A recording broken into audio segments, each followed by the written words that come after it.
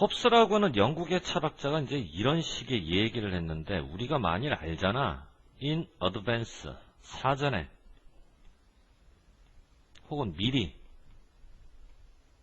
뭐를 하나?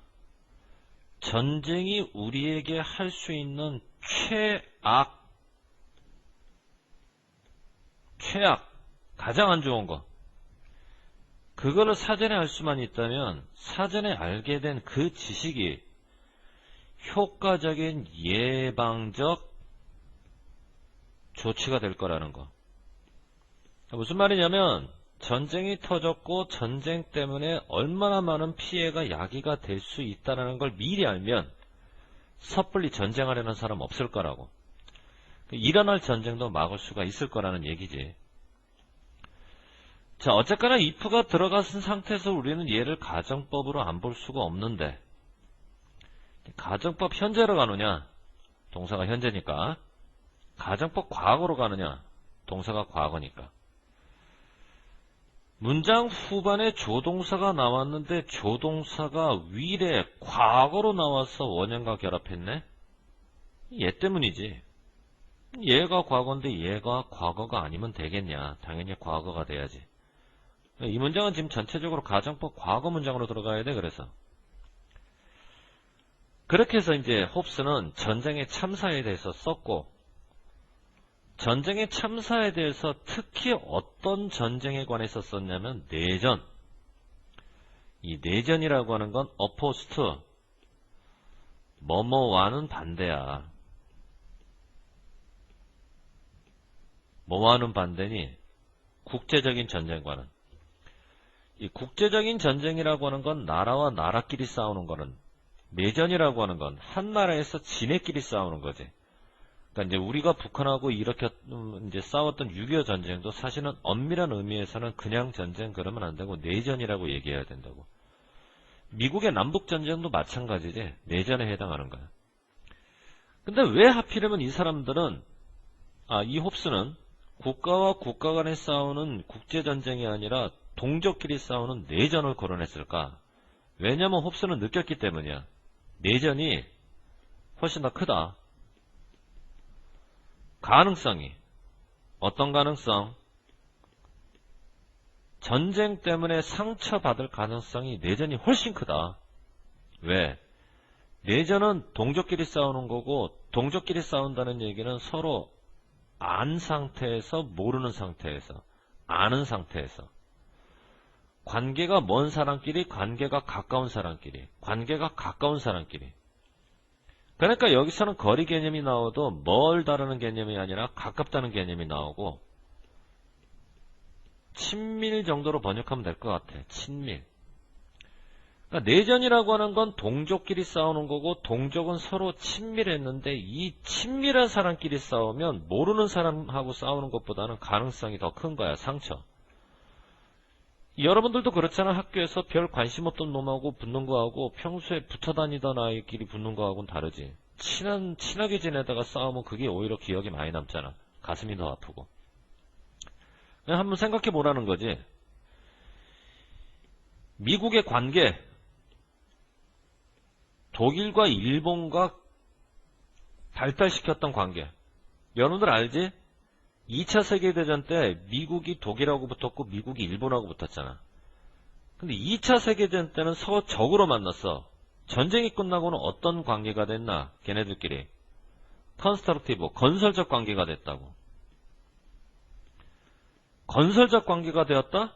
관계가 좋아졌다는 얘기야? 안 좋아졌다는 얘기야? 좋아졌다는 얘기지. 아니 전쟁을 하고 난 다음에 어떻게 관계가 좋아질 수가 있지?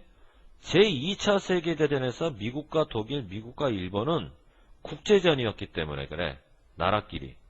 이게 내전이었으면 이렇게 될 리가 없지. 그러면서 시작을 어떻게 시작했냐면 즉각적으로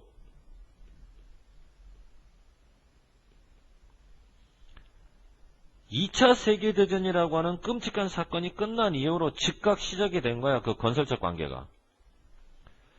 지금 봐봐. 쌤이 여기서부터 여기까지 가로를 묶은 것은 앞에 나오는 관계를 꾸며주기 때문이고, 가로를 또 한 번 묶은 것은 여기서부터 분사구문이 진행되기 때문이야.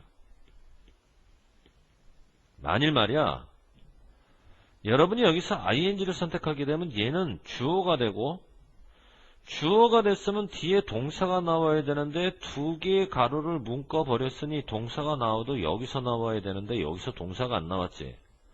그러면 동사가 없이 주어만을 가지고는 문장이 성립이 안 되니까 주어는 과감하게 포기하고 차라리 동사 원형으로 문장을 시작해서 무슨 문으로 만들어야 되나? 명령문으로 문장을 만들라는 얘기지. 알겠니? 무슨 말인가? 명령문. 그러니까 이와 같은 국제전의 결과를 한번 여러분들이 비교를 한번 해보는 거야. 뭐하고 비교를 할래? 그걸. 남북전쟁. 여러분이 남북전쟁을 꺼내놓잖아. 미국, 그것도 남부에 가서. 그러면 남부 사람들이 여러분한테 어떤 반응을 보이냐면 과열된 감정적 반응을 보인다고. 자, 여러분이 꺼내는 남북전쟁에 관한 얘기를 듣자마자 미국 남부 사람들은 막 지나치게 감정적으로 대응을 하는 거야. 여러분들한테. 왜 남부 사람은 그럴까? 남북전쟁에서 미국의 남부가 미국의 북부한테 깨졌거든. 진 거야. 그러니까 감정적인 반응을 보일 수밖에 없지. 근데 왜 남북전쟁에서는 그렇게 감정적인 반응을 보이나? 남북전쟁이 바로 내전이었기 때문에 그러는 거야. 국제전이 아니라. 그러니까 남북전쟁이라고 하는 전쟁은 국가와 국가 간에 벌인 전쟁이 아니라 주와 주들이 벌인 전쟁이거든. 한 나라 내에서. 전쟁이 벌어진 지 벌써 1세기하고도 반이 지났어. 150년. 그런데 남북전쟁은 아직도 여전히 미국에서 끝나지 않고 진행 중이야. 미국에서 아직도 끝나지 않고 진행 중이다라고 선생님이 말한 이유는 비동사 플러스 ing 진행형 때문에. 비동사 플러스 ing 진행형 때문에. 그래서 선생님이 끝나지 않고 아직도 진행 중이다라고 얘기를 한 거지. 다만 진행형을 구성하긴 진행형을 구성하는데 비동사 플러스 pp 수동태 진행형을 쓸 거냐 아니면 능동태 진행형을 쓸 거냐 이 문제고, fight이라고 하는 것은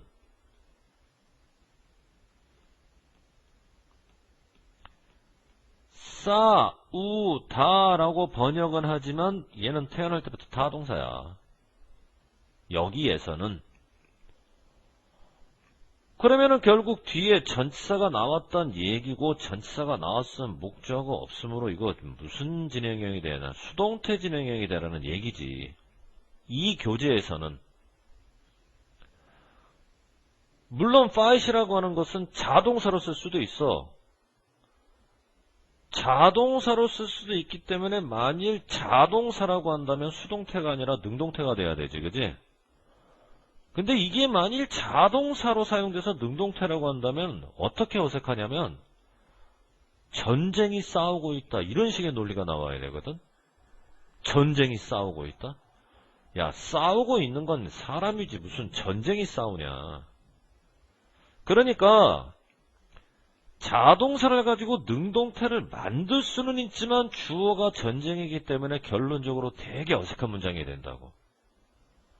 그러면 형식적으로도 논리적이고 의미상으로도 자연스러우려면 우리가 선택한 fight은 자동사가 아니라 타동사의 fight을 선택해서 진행형을 만들어도 수동태 진행형을 만들어 써야 되는 거야. 뒤에 목적어가 없어서. 여기까지만. 더 깊게 들어가지 말자. 자신 없으면 그냥 외워버려. 알겠지? 이런 거야, 내전은. 가족들끼리 싸우는 건 어떨까? 마찬가지지. 친한 사람끼리 싸우면 항상 충격이 큰 거거든. 그러니까 모르는 이웃하고 다툼이 있을 때보다는 훨씬 더 오래가고 훨씬 더 관대한 게 아니라 싸움이 격렬해지지. 결국 내전이라고 하는 건 감정적으로 그래. 국제전보다는 더하다는 얘기지. 이유가 뭘까? 모르는 사람끼리 싸우는 게 아니라 알고 있는 사람끼리 싸워서. 그게 훨씬 더한 거야. 싸움의 정도가 부드러운 게 아니라 격렬한 거지.